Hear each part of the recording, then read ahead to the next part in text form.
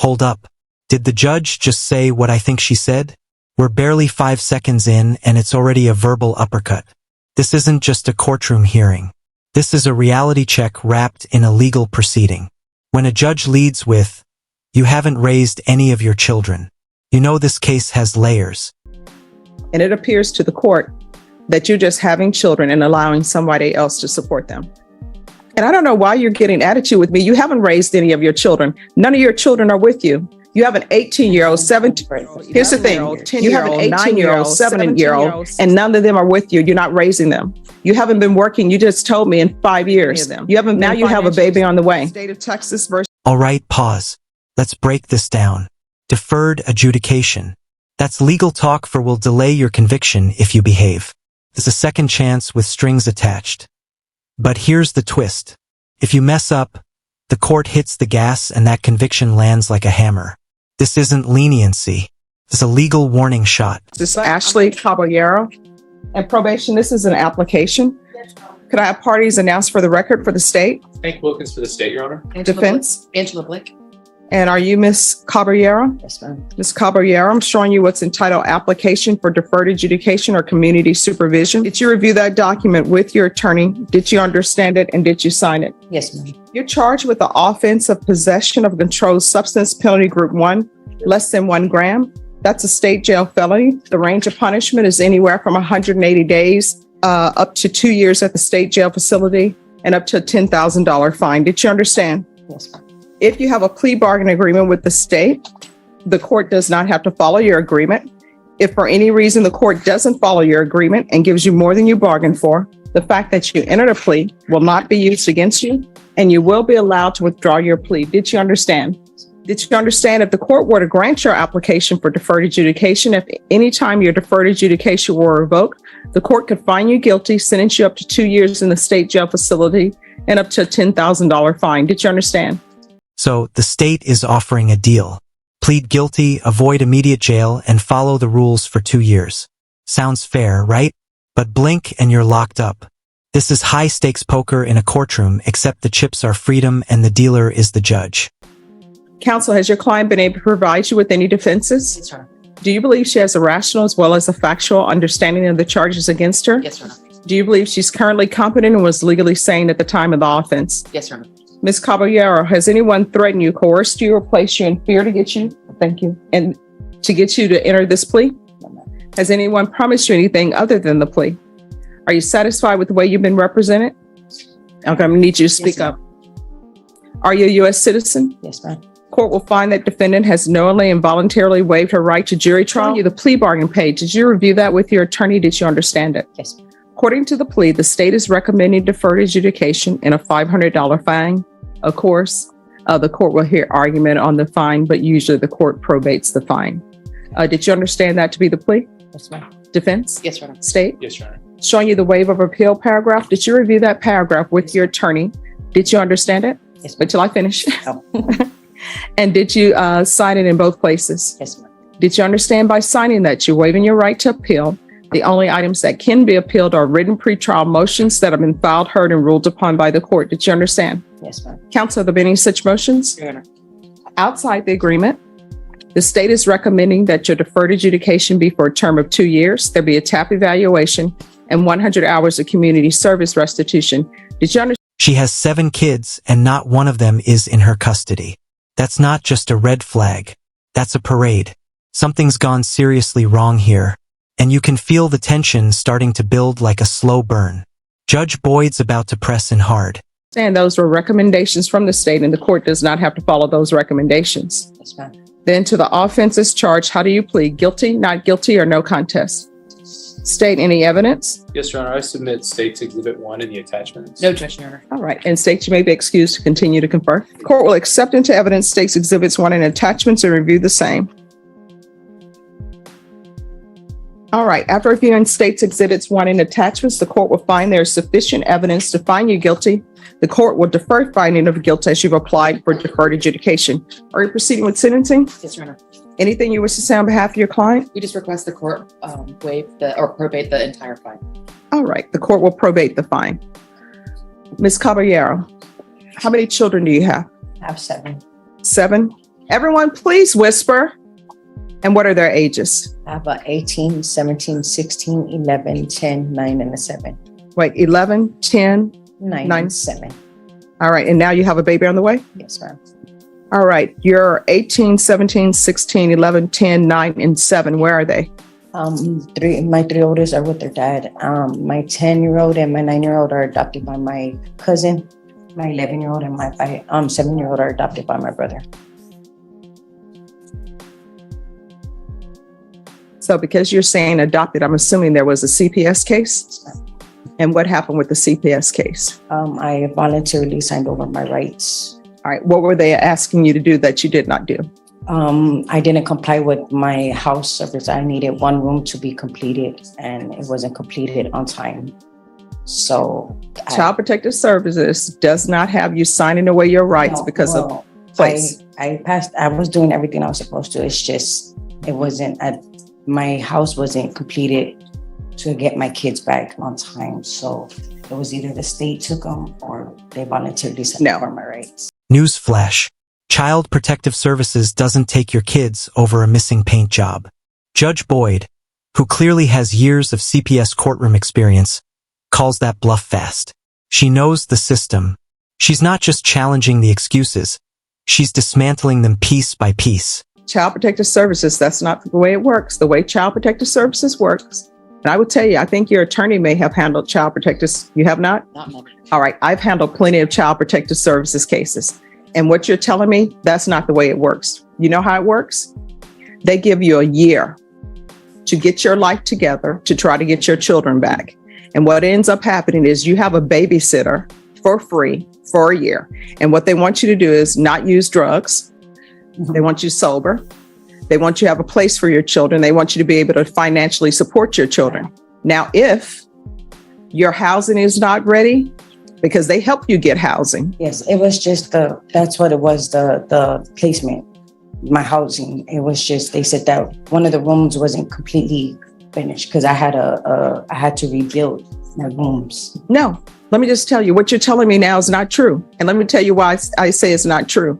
Now, that may be a part of it, but that's not the whole reason, because I've just told you, Child Protective Services, if you need housing for your children, guess what? They will help you get housing for your children. If there's a problem with the house where you're staying at, where maybe it's not up to code, guess what? Child Protective Services will help you get your house up to code. They do all of that. But if your house is not up to code, if you're moving a man in that you're not supposed to be moving in, and if you're still doing drugs, no, Child Protective Services is not giving your child back. And they will give you a year to get your act together. And if you have your act together within that year, but you still need a little thing, like, for example, you're telling me you need your housing, they will extend it. So the fact that all these children you have, which is 1, 2, 3, 4, 5, 6, 7. Let's zoom out. 7 children adopted out, no job in 5 years, drug use, and another baby on the way. This isn't about one bad choice. It's a sustained collapse. The courtroom isn't just handing down justice. It's performing social triage. And you don't have any of them in your custody and all of them were adopted out. That tells me not only did you not do anything within a year, and the fact that they didn't extend you, because it doesn't sound like they extended you, that means that you were not doing anything. And now you're about to have another child. Are you employed? No. When's the last time you had employment? 5 years ago. I'm sorry? 5 years ago. 5 years ago. And is the father of this child the same father of your other children? No, ma'am. Who's the father of the 18-year-old? His dad, Christopher. Christopher? Solis. So Christopher is the father of 18, 17, and 16-year-old? Who's the father of the 11-year-old? Daniel Deliverius. Who's the father of the 10 and 9-year-old? The same. And the 7-year-old? Same. And this child?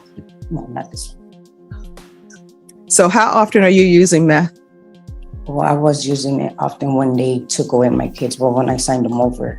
See? Now, this is where the dishonesty come in. I asked you, why were your rights taken? Boom. There it is. First it was the housing. Now it's meth. The truth always leaks out when pressure builds. Judge Boyd didn't even flinch. She saw this twist coming. And if you're watching closely, you'll notice how quickly the courtroom energy shifts. Away from you. And what did you tell me? Housing. And I even told you I've done CPS cases and they don't just take it away for housing. Now you come back with, I was using when they took my children away and I signed. After I got my kids taken from me. Yeah. That's when I started using meth. How many times were you using meth? After they took my kids, I was using it on everyday thing. All right. And how many times were you using it before CPS even got involved in your life? I wasn't using nothing. Oh, so why did CPS get involved in your life? Because my daughter had an accident. Which daughter? My youngest, my 7-year-old. What accident did she have? She fell from the second floor balcony to down the second floor balcony under the father's watch. Okay. So let me explain something to you.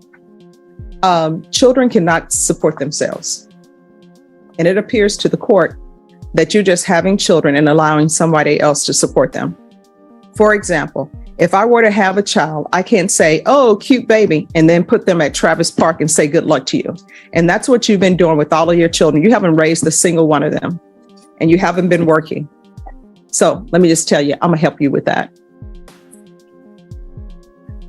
And I don't know why you're getting attitude with me. You haven't raised any of your children. None of your children are with you. You have an 18-year-old, 17. Here's the thing. You have an 18-year-old, 17-year-old, 16-year-old, 11-year-old, 10-year-old, 9-year-old, 7-year-old, and none of them are with you. You're not raising them. You haven't been working. You just told me. The final verdict.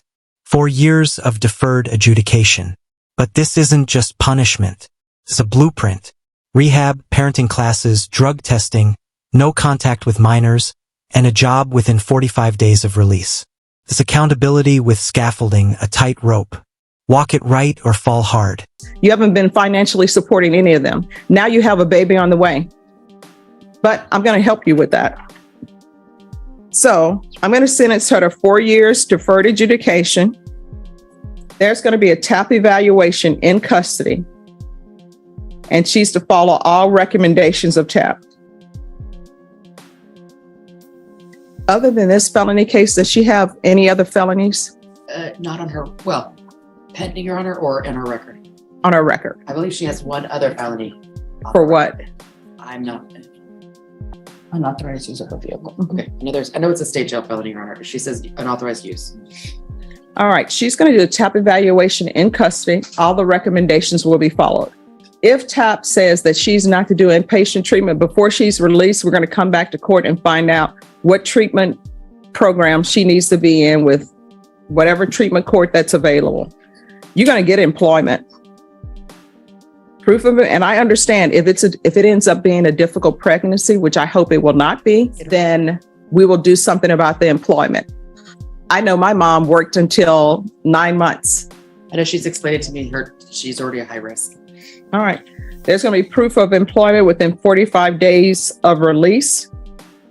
And if she can't work, then she'll need to find she need to have a doctor's excuse. There's to be no employment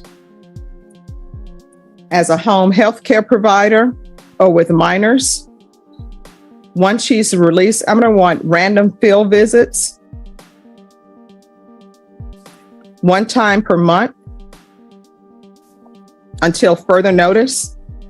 We're going to do the UA hotline until further notice.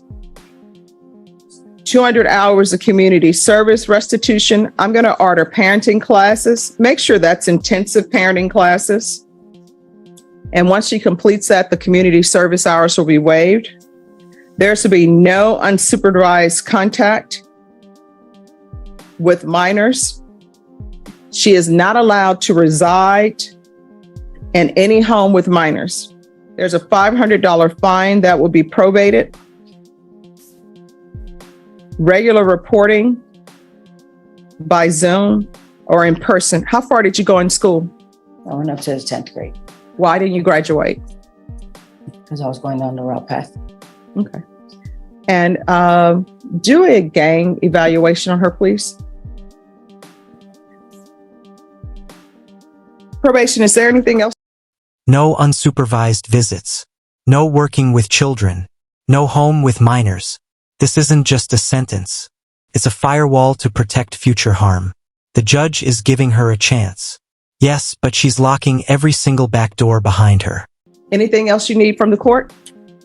No, ma'am. All right, because this is a plea bargain agreement, because I followed your plea bargain agreement, and because you waive your right to appeal, you do not have the court's permission to appeal. Do you understand? All right, and did you review the trial court's certification of defendant's rights to appeal with your attorney, and did you understand it? Yes, ma'am. All right, we can go off the record. Here's the thing. I know you probably say Stephanie Boyd is being hard on me, but somebody needs to be hard on you, because you just can't go through this world having children and wanting somebody else to support them. And that's what's been happening. You can't go through this world and not have employment. The only people who are allowed to not really have employment are eccentric, wealthy people, because they already have the money. But you're going to have to get a job. You can't be finding yourself now. You know the reason why you don't have time to find yourself? Because you have all these children and you continue to have more children. So it's going to have to stop. You understand? Yeah, I do. All right. I'll stamp for a motion to revoke. Counsel, I need a trial court certification of defendant's I'm right. gonna withdraw the motion, Your Honor. All right. Hey, what's the reason for withdrawal of this motion? Your Honor, this is Ms. Cabayro's first motion to withdraw. In addition, not motion to withdraw, motion to enter adjudication guilt petition. She has shown partial compliance with the conditions of supervision. She has completed. All right, but she's been missing, according to your motion to revoke, since June. Yes, she has, Judge. So that's June, July, August, well, May, June, July, August, September, October, November. And you all want to withdraw? Yes, Judge. Your Honor, she hasn't reported because of irresponsibility, but she has shown a lot of responsibility in other ways. She's done the tapping assessment, she's done the parenting classes, the inpatient program, she's completed it at Casa Mia. She's completed to her. If you're drug tested today, what are the results going to be? Okay. All right, so this is what we're going to do. I want her drug tested today, Yes, ma'am.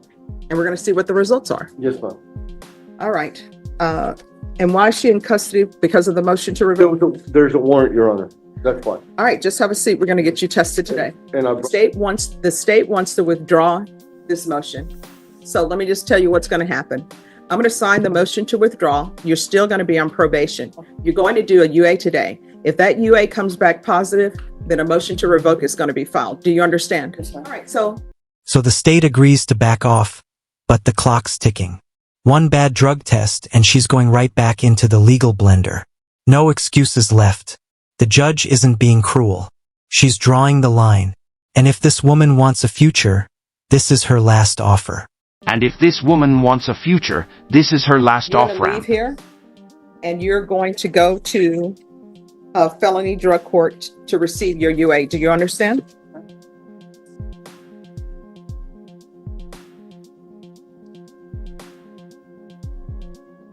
All right, Deputy Laura, she can be released. Yes. I think that's fixed and impact ready, Judge. So if you can make sure, probation, if you'll make sure that she goes to felony drug court, they're waiting on her to do her UA with them. All right.